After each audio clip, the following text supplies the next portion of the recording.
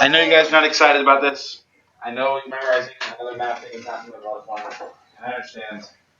It's one of those things that is required by current college. It's required by every level of math class to have something like this in your class. But don't get around. Get me?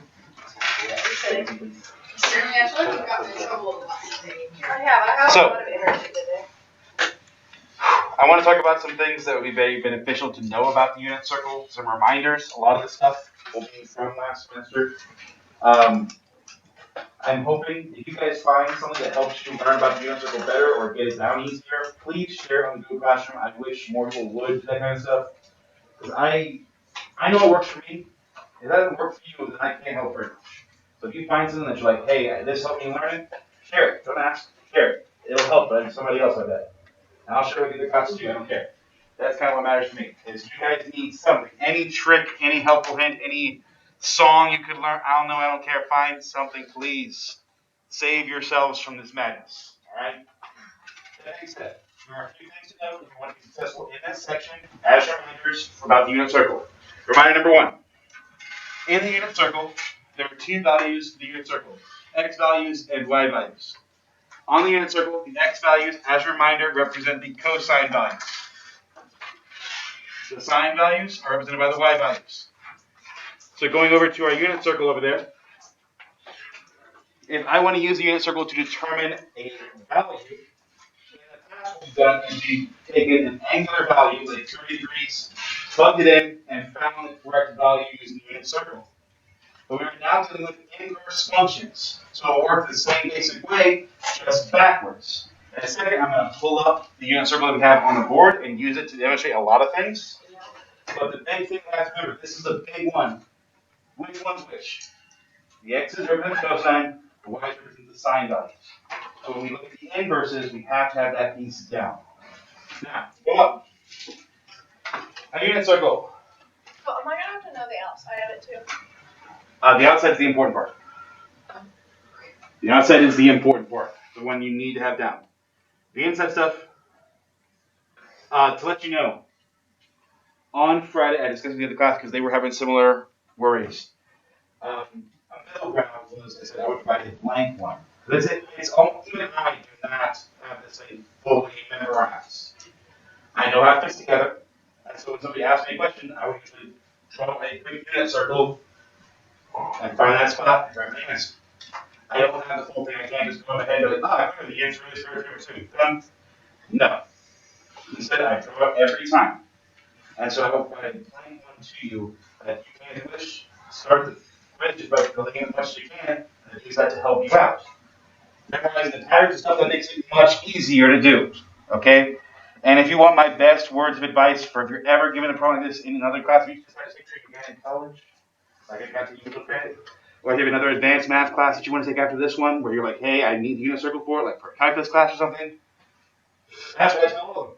It's like just draw a quick one, don't have it here, have it drawn out. Be able to draw it quickly every time. So, on my unit circle. In the past, what we've done is we've used the angles to get to the outside. For the inverses, you have to do the opposite. So, example, if I want to use one of our inverses from yesterday, and there are two categories of this. First, the weird ones, you would never use this technique for. If you're having some weird decimal, some weird ratio, like 13/7, that's not on the unit circle. You would never use the unit circle to solve that problem. But the unit circle is really, really common in architecture, engineering, design, management of structures, civil. You would find this in a lot of different applications of trig. Like if you want to go into a field that actually uses trig, you would use this more than use anything else. Whereas for everything else, we typically are like, let me pull out the calculator and try it out. It's just the way it works. So, like I said, if I was doing a problem from before, I'd ask a question like, hey, let's do sine of 30 degrees. So we go to our unit circle, we find 30 degrees, we read the second value, which is the sine value, and we'd say, hey, the answer is 1/2. For the inverse, it's the opposite technique. The problem is, unit circle has duplicates, which means for many of these problems, there actually ends up being more than one correct solution. Example, if I ask this question in reverse, there's actually two answers. If I said sine inverse of 1/2, because remember, the inverse is you plug the ratio in and you're supposed to get out the angle. 30 degrees is one of them, right? Because at 30 degrees, I have a half. But there's one more. 150? Very nice. So it actually ends up being two solutions, 30 degrees and 150 degrees. Or if we're doing it in radians, 5 or 6 and 5 pi over 6. Which means the issue is, and why the answer will become so common is, the calculator only does one. If you type into your calculator sine inverse of 1/2, it will only do the first one. But it could easily be the second one. Your calculators aren't designed to tell you which one. Your calculator will always assume you want something among these ones if it can, if not one of these ones. It will always try to force it into the first and fourth quadrant, which means your calculator can lie to you.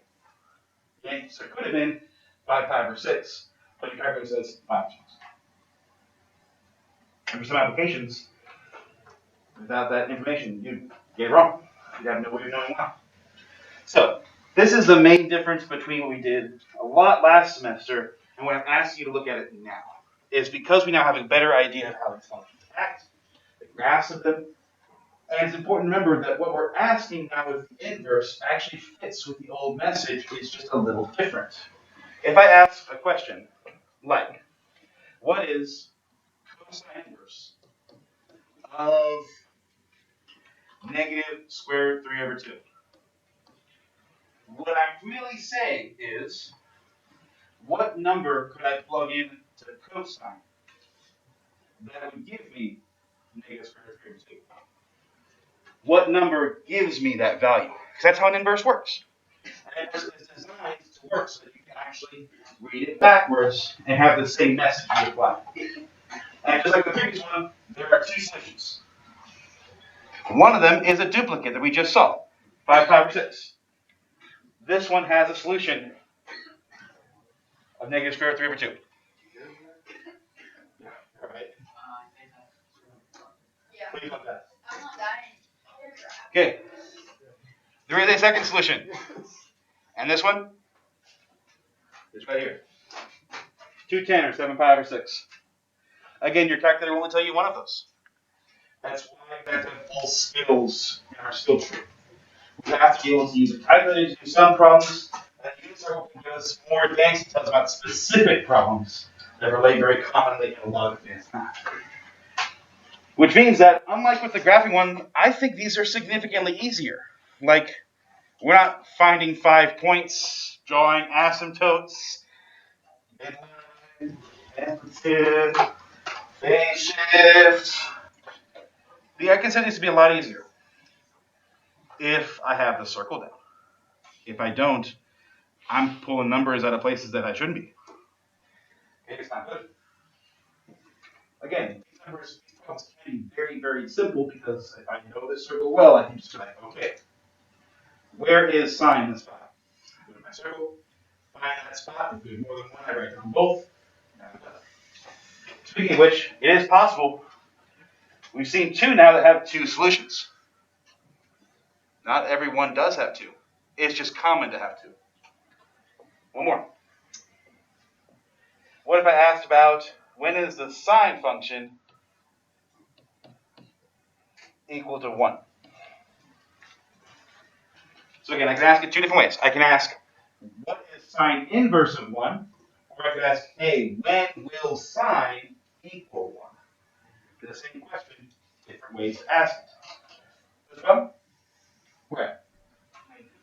90. 90 degrees.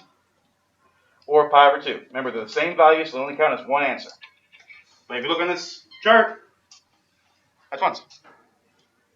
So some of them have doubles, some have singles. And don't forget, we're not going to have any questions about it, but this is cyclic. The cycle repeats itself. So yes, there is only one on this cycle. On the previous ones, there were two on this cycle. There are more. We just kept going around the circle.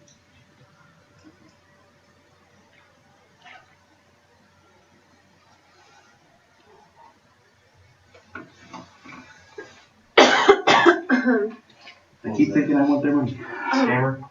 Always. Never. So like tangent? That leads us to our last question. So the unit circle deals specifically with sines and cosines, right? The sine values come from the y values, the cosine values come from the x values. So how are we supposed to deal with the tangent? There's one last piece that we need to pull from last semester that we talked about that now I'm going to have to reintegrate. Because yes, tangent will be on your quiz too. Tangent, we talked about last semester. That tangent is related to the other two. Anybody remember that relationship? Sine over cosine. Sine over cosine, that's right, man.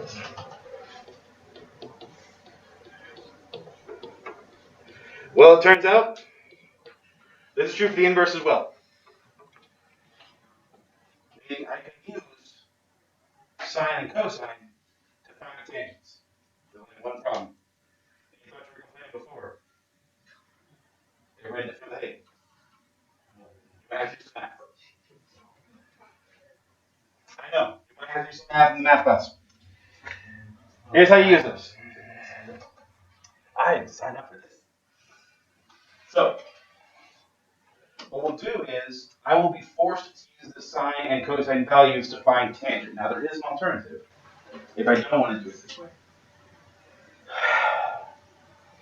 You could make a tangent table as well. It would involve one more ring around the unit circle. It means that having 3 things to learn, instead of 2, you have 3. And I had through the last block, you were like, sign me up, I'd rather do that than have to do this division problem every single time. Because that's what you have to do. Take a look, back at our unit circle. How many tangent problems are we gonna have? 2. And I think that the division wouldn't be that bad. The problem is, I will show you what I will write on the test. It looks like this. And the issue is, if you don't have it memorized, you may have to go searching. And there's a lot of options up here. I mean, if I don't have it memorized in the first place, I'm pretty screwed. Not true. Not true. I'll prove it to you. Ready? Let's say I asked a question on the quiz. I don't want you to do this one because this one's one that's prepping us for. Let's say I asked you a question on your quiz. Let's say I asked you, what is tangent inverse of, let's go for -1. Okay. If I have it memorized, I have my 2 answers done.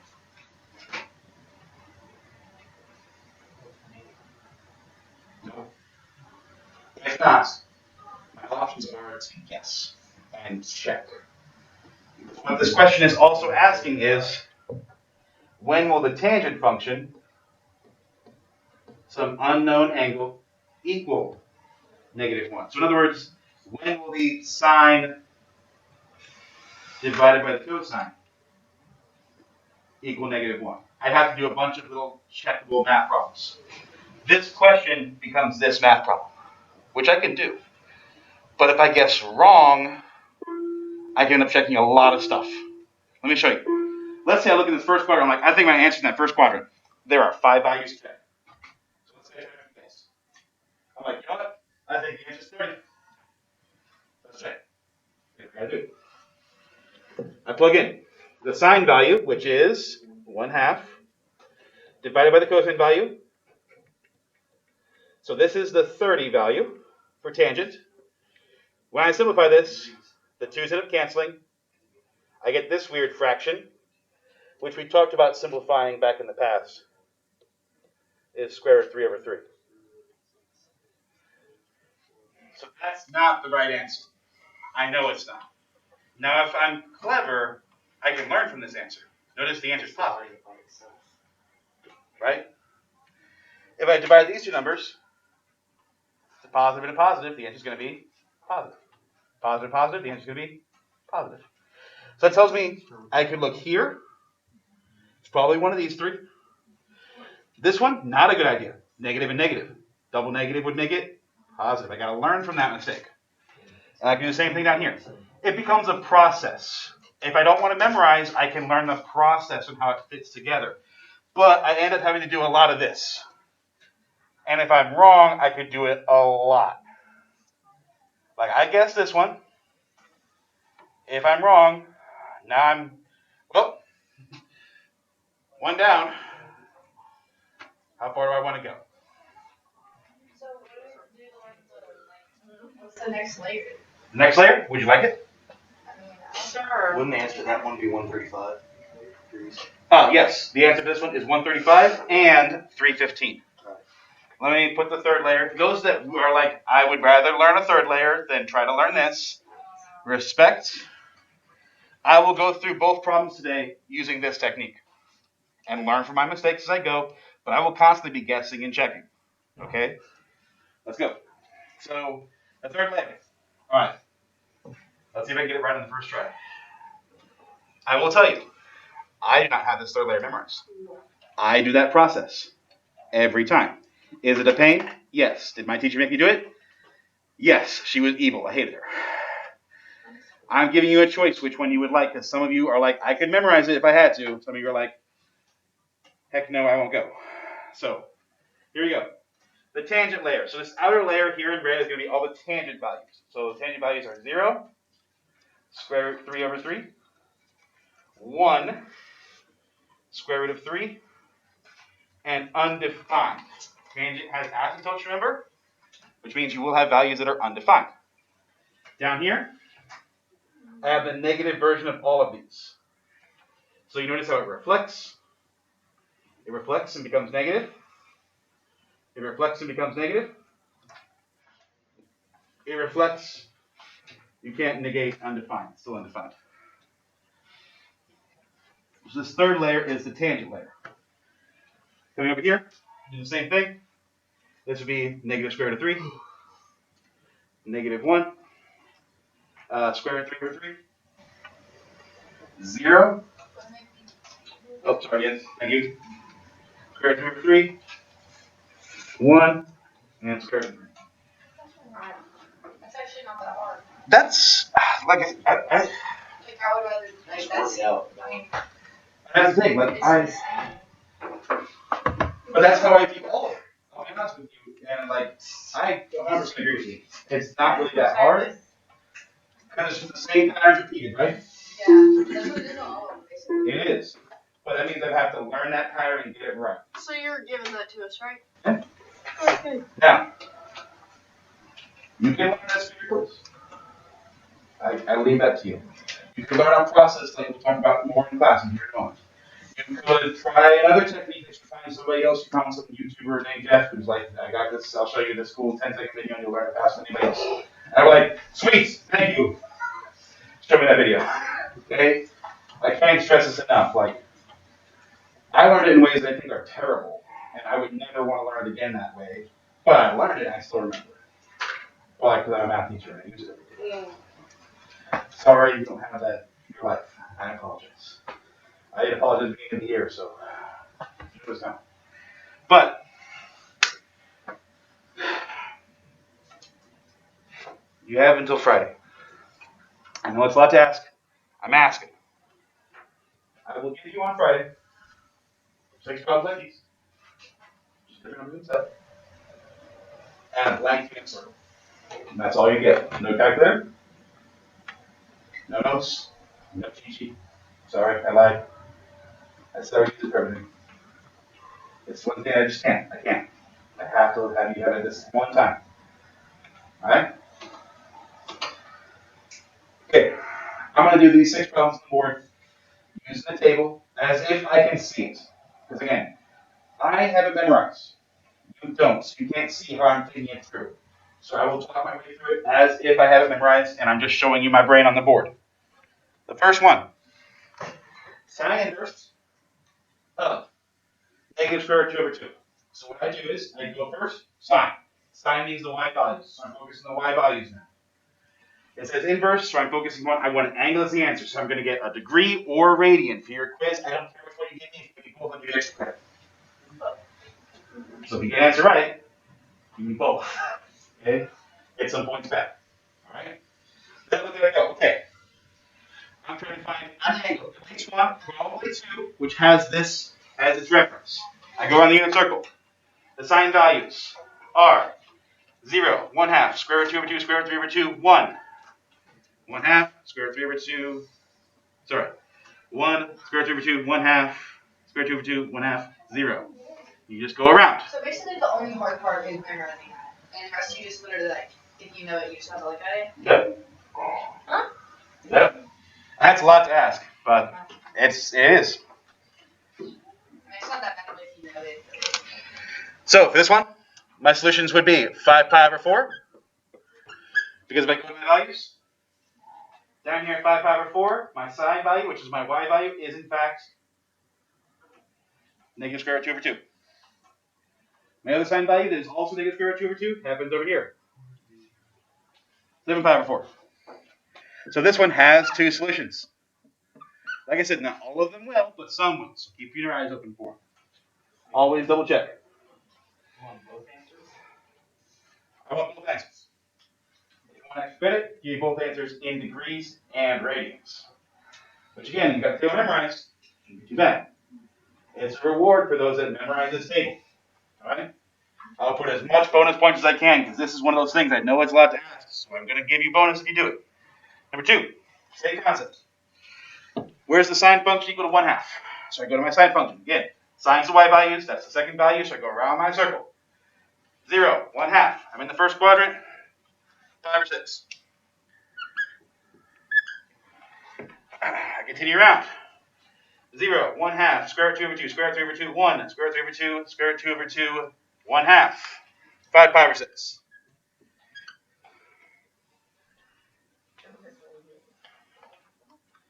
You got to memorize. It's not so bad.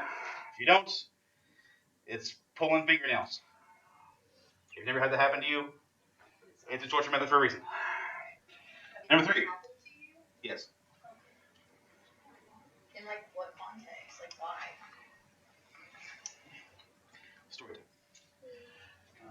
Picture short, still fat, Douglas, 5th grade. This kid was not smart. He wore socks with sandals. Not a smart kid. You know those big heavy doors in elementary schools? You ever walk up to one of those doors because you're short? Somebody opens the door before you get to it, and your foot happens to be there. And the door opens. You see where this is going? Your nail normally is like this. My nail was like this. And she said, well, we got 2 options. I can rip it off, or I can leave it. And I couldn't walk. So I was like, I should rip it off. She grabbed a pair of pliers. I don't remember what happened next. I passed out. I'll admit it. Next thing I know, I wake up. She's got this bloody hunk of nail on the end of a pair of pliers. I'm like, glad I was out for that. And then I felt the pain. It didn't go away. That hurt. Never wear sandals and socks because she had to take the sock off before she can pull the nail. I've broken bones in my life. It didn't hurt nearly as bad. Where would you rate it on the pain scale of what you had? Getting kicked in the nuts like 3 times in a row.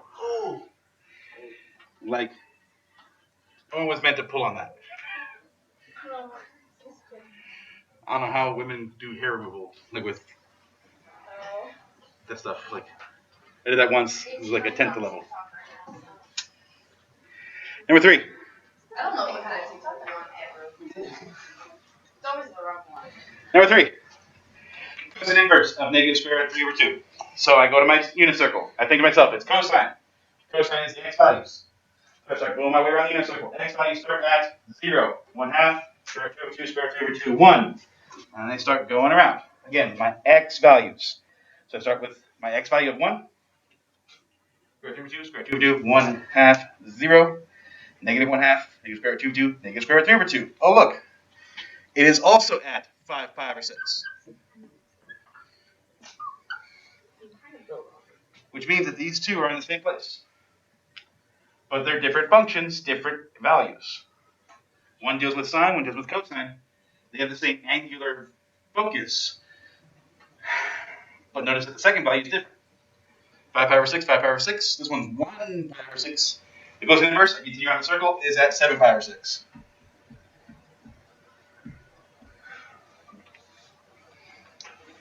And again, I've got to memorize, so just go around the circle. My trick, the hardest part for me is always remembering, am I on the X or the Y? And making sure I start in the right place. If you do, going around is not so bad. We're ready. All right. Go to negative 1. Start on the X's. 1. Square root 3 over 2. Square root 2 over 2, 1 half, 0. Negative 1 half, negative square root 2 over 2, negative square root 3 over 2, negative 1. I've got negative 1. It's over there at pi. I continue around that circle, and I find that there is never a time it gets back to negative 1, so that is one solution for one problem. No duplicates, just the one. What is the outside rim for? That's for the tangents, so that's 5. Oh. So, where is tangent undefined? So I start going around my tangent circle. My tangent circle starts at 0. Square root 3 over 2, 1, square root 3, undefined.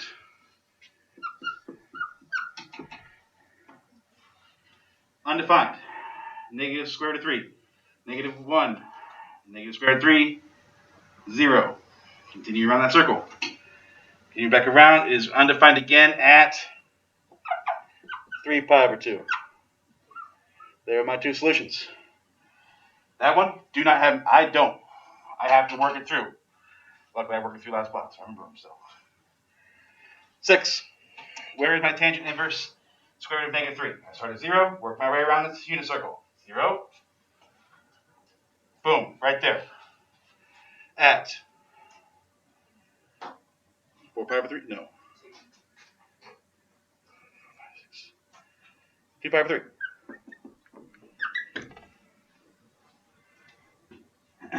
Continuing around, right there. That one should be at 5 pi over 3. I have to think it through every time.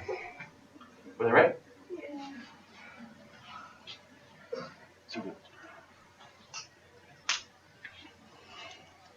I would suggest if somebody did take a picture of this, post it in the classroom. No, have a copy. If you type in unit circle values into Google, there are table versions of this. There are circle versions of this. There's all kinds of stuff you can find. There's videos. There's little TikTok things that explain how to do it in so many ways. I told you gotta have it memorized. You said you're giving us a paper, right? Like at the beginning of our test. It'll be blank. It'll be just like this one we had before. It'll just be blank. Which I hope will help many of you because you'll be like, oh, I went around, fill in real quick, and I haven't do my problems. I just look at that circle. That's how real math people do it. Real math people, they don't have to memorize it, they try not to. They work around it some other way. Questions? Like I said, this section could be the easiest of the 3 sections in this chapter. Like we had 2 sections on graphing and then this. It could be the easiest, or it could be your worst. We did great when we did our test. Like I was very proud of the guys' quiz. Fantastic. I'm hoping this one is similar, but sometimes it's so easy it's hard, or sometimes it's I don't want to memorize it, so I just end up doing bad on it. I'm sorry. It sucks. I understand. Been there. Questions? We're doing inverses now without the advent of a calculator.